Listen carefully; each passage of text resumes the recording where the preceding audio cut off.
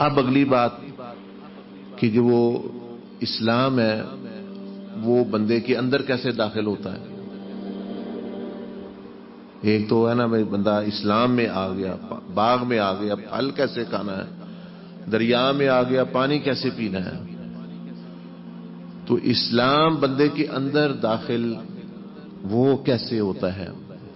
وہ اس طرح ہوتا ہے کہ جو بندہ مثلا کلمہ پڑھ لیا، لا الہ الا اللہ، لا الہ الا اللہ، لا الہ الا محمد الرسول اللہ، تو وہ اسلام میں داخل ہو گیا، ایک دفعہ بھی پڑھ لیا. اب جب وہ اس کلمے کو سمجھ کر مقصد اس کا سمجھتا ہے کہ اس کا مقصد وہ ہے اللہ پاک کو معبود مقصود سمجھنا، کہ اللہ ہی مقصد زندگی ہے، اس کی رضا ہی مقصد زندگی ہے، اسی کے لیے میں پیدا ہوا ہوں.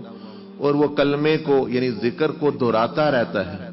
جب وہ دہراتا رہتا ہے اور اس کے عمل بھی اس کے مطابق کرتا رہتا ہے تو وہ اسلام اس کے اندر داخل ہونا شروع ہو جاتا ہے.